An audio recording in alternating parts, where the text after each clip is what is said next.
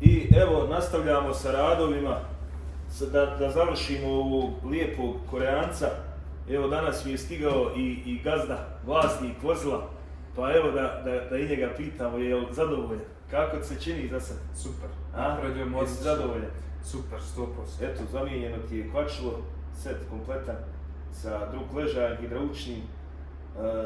Rastavio sam ti zadnje kočnice, evo danas ćemo završiti pošto nismo imali ove polumjesece zadnje za parkirnu kočnicu, a nisam htio da ti ostavim one da ne kažeš što si ostavio. Ne valja mi. Pa ja, ništa, evo danas ćemo još odraditi ovaj ostatak, zamijenit ćemo ulje i filtere, motor sam evo ubio prethodno da je spreman da se ulje okapa kako treba.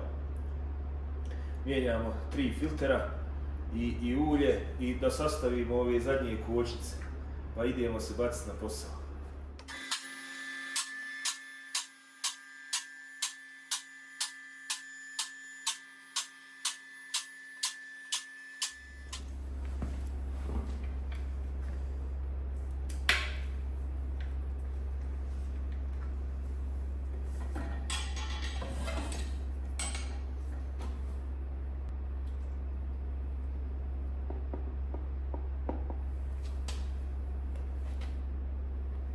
Prilično je crno ulje i dotrajalo, obzirom da je ovo benzinac motor, ali i prešlo je ulje, koliko je prešlo? 17.000, pa da. Možda malo previše, ali nećeš više, jel tako? Ne, sigurno ne. Pa da.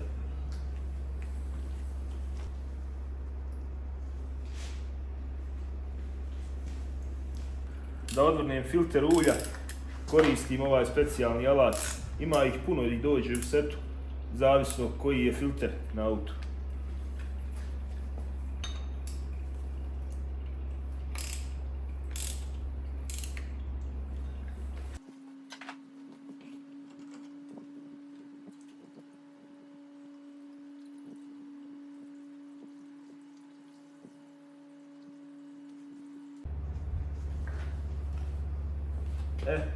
Pošto na ovom autu je karter takve forme da ovaj džep nije u krajnjoj donjoj tački.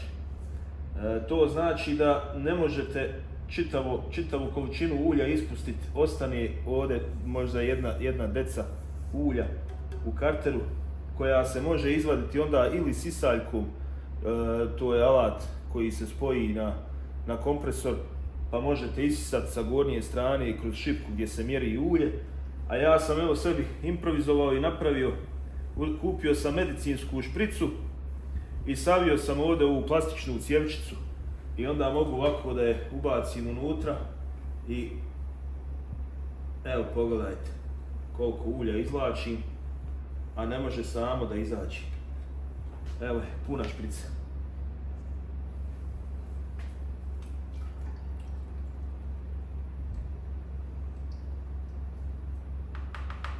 Idemo još jednom.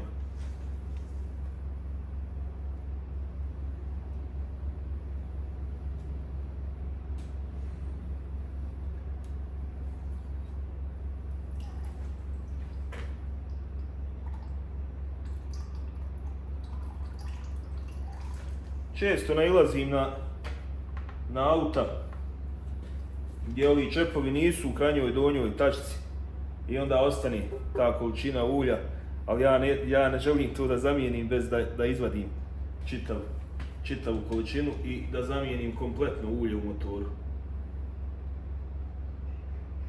Evo pogledajte, ovo je treća šprica koju izvlači.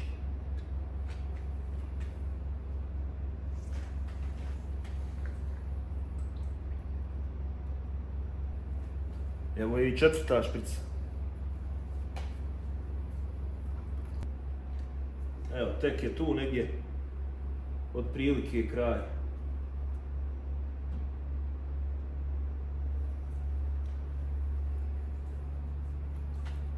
Jesi vidio koliko sam još ulja izvadio? Nevjerovatno. A? Nevjerovatno. Ne bi vjerovao da još ovoliko ulja ima u karteru. Zbog ovoga što radim, često mi se desi da se ne poklapa podatak količine ulja koju je proizvođač odredio da se naspe u motor. Vjerovatno nisu predvidjeli da se vadi evo ovo na ovaj način, kao što radi.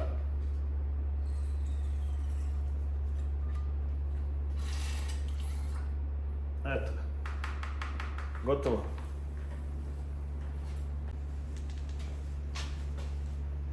Čistim ovo ležište za filter ulja prije nego što zavrnim novi. Lijepo ću ovu površinu očistiti od starog ulja.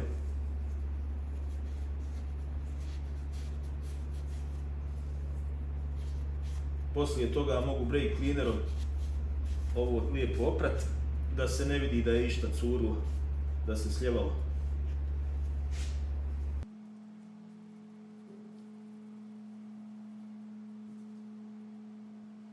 Novi filter, blago ću namazati ovaj gumeni dihtung gumicu da lijepo legne prilikom zavrtanja.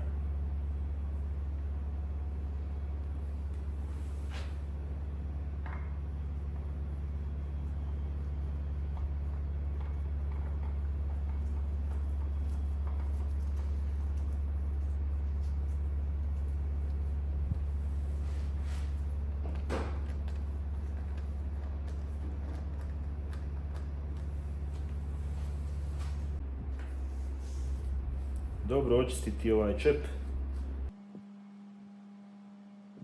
Ako je bakrena podloška odvojiva sa čepa, obavezno je zamijeniti. Ako nije, ako je aluminijumska, ako ju ne možete skinuti sa čepa, možete je vratiti slobodno na auto. Dihtovat će uz korektno stezanje, naravno. Ni slučajno ne pretegnuti. Čep obavezno stegnuti moment ključem. Ako ste dobro sigurni u svoju sposobnost i ako imate iskustva, onda možete i od ruke, ali najsigurnije je moment ključ.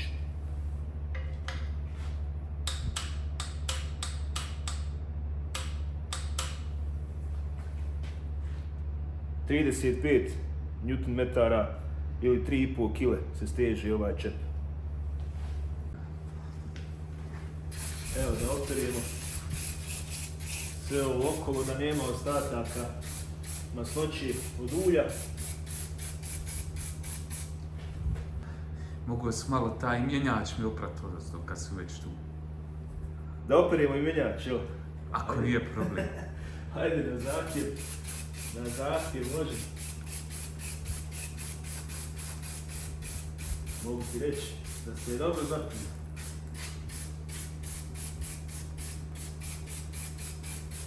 Jer da ne curi ništa, ali... Vremenom vjerovatno.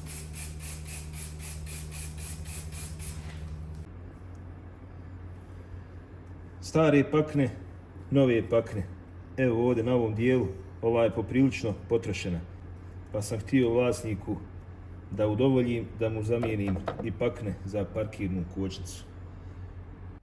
Pošto treba ovo sve da operem da bude čisto, koristit ću brake cleaner spray, ali ću ovdje zaštititi i zavući komad krpe da ne bi slučajno brake cleaner došao do ležaja točka. Ne bi volio da ispere mast u ležaju. Tako, odlično.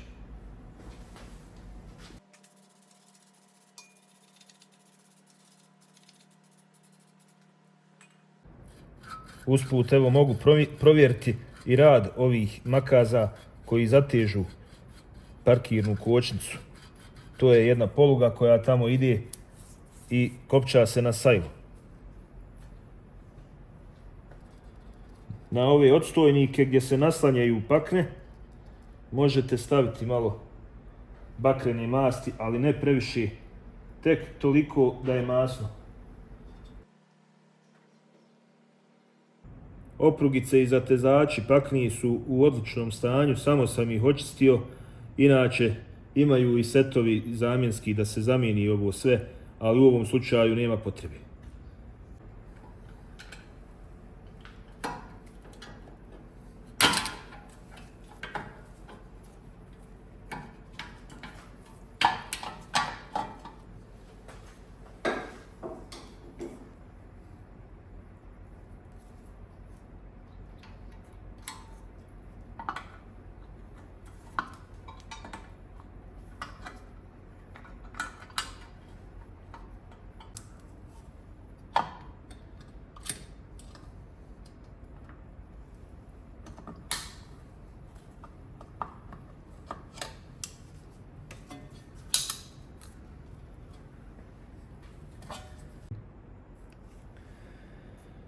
Evo, namontirao sam ove nove pakne, vratio sam ovdje ove zatezače, nosače pakni, dole ovaj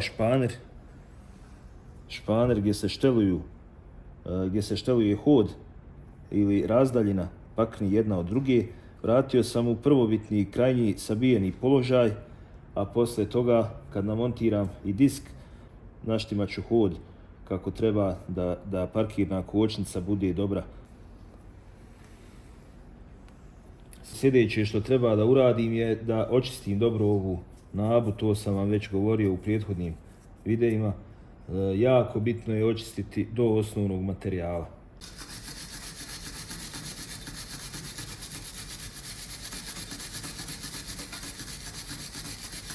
Moram da napomenem da na ove nabe gdje naliježu diskovi ne smijete vršiti nikakav fizički napor, lupati, čekićati i bilo šta što bi moglo deformisati ovu ploču gdje naliježe disk.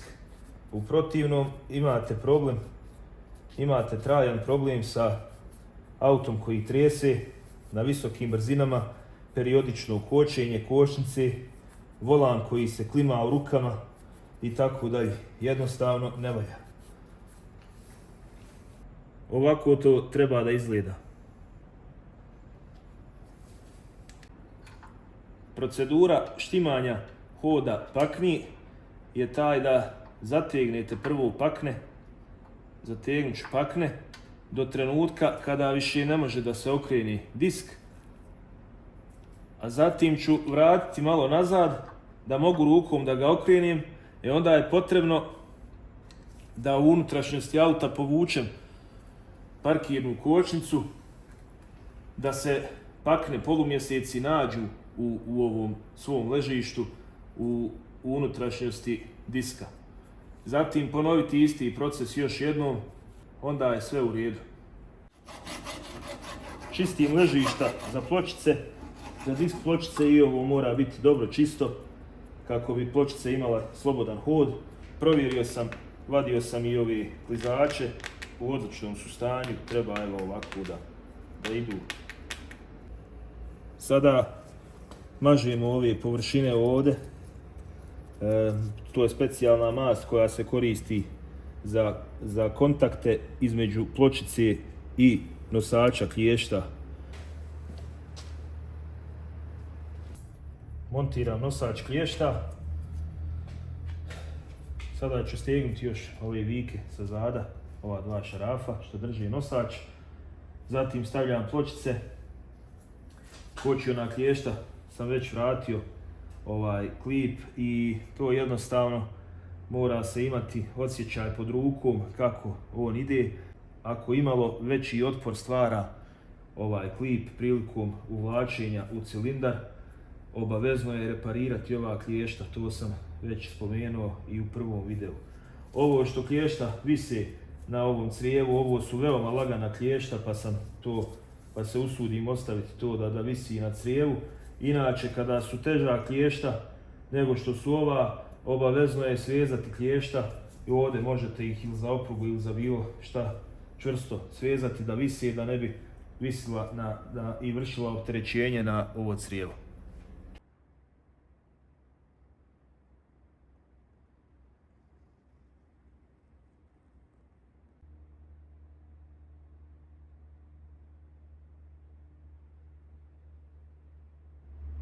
Kočnice su završene, ostala su još dva filtera, filter zraka i kabinski filter, on je u unutrašnjosti vozila.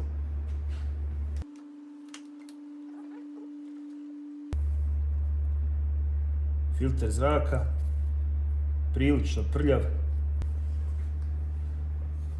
Bitno je dobro očistiti ovo kućište, iz unutrašnjosti usisati ovo trunje.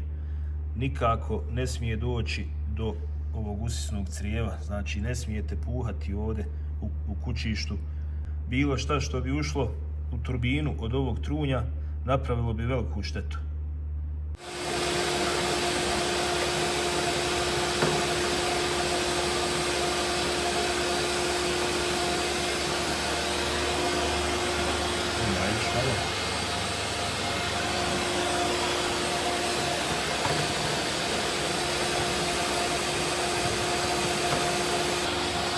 dalje, to je nevoljno čisto.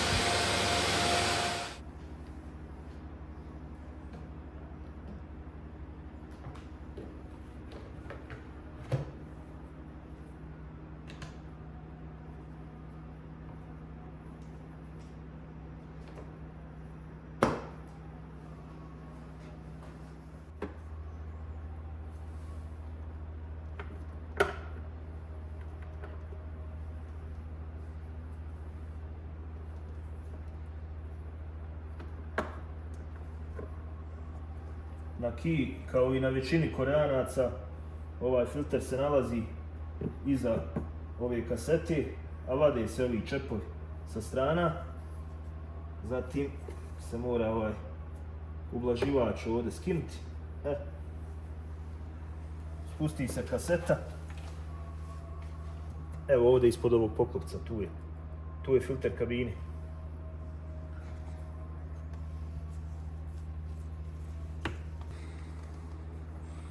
Ima svega, samo što živih ptica nema. Na ovim filterima obično ima naznačen smjer kako se okreće ova strelica ovdje.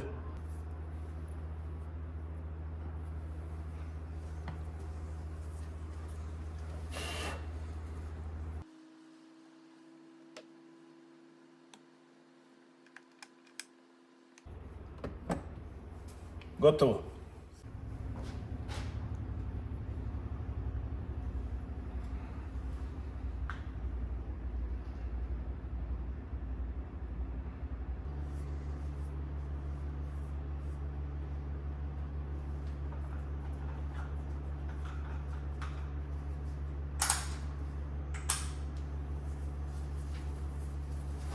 To je to, Raja.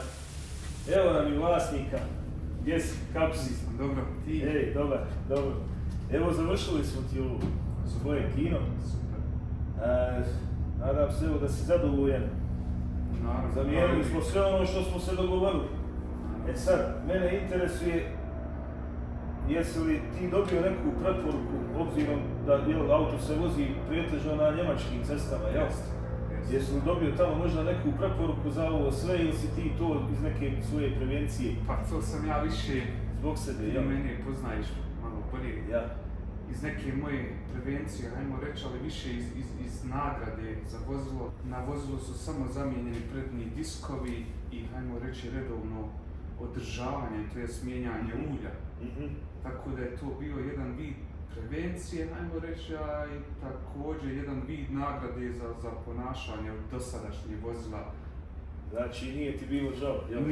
Nije i ponovili to rado i ponovit ćemo opet ako bude trebalo. Pa dobro, i mene je ovaj auto evo oduševio ovim nekim tehnološkim rješenjima, moram priznati prvi susret moj je sa ovim TGDI motorom. Ranije sam radio neke servise na 1.6 ovim atmosferskim motorima, ali ovaj TGDI je baš onako riješen kako treba. Ja sam zadovoljan, vozilo ima dovoljno snage, miran rad, tiho je, za jedne nadprosječne potrebe i sasvim više nego dovoljno. Na autoputu, na otvorenoj cesti bez nemaš ikakvih problema do brzine 200-220 koja je elektronski ograničena, ne osjeti se nikakva razlika između nekog, ajmo reći, malo sportskih auta. Ajde, evo, volio bi još samo da razjasnimo, da ne pitaju ljudi zašto smo zamijenili samo zadnji set kočnica, a prednji je ovaj ostao stari, u stvari, i ovaj prednji je relativno nov, jel? Taj set smo zamijenili prije neke 2,5 do 3 godine, koji je na vozilu pored Njemačke. Vidim isto ja, te proizvođač. Tako, jedan od najboljih, znači za 3 godine skoro se ne vidi potrošnja. Da, prednjim diskom. Pa da, vidio sam, nisi imao, nemaš problema, ovo, trese volan i to ništa. Nikakve. Super, odlično.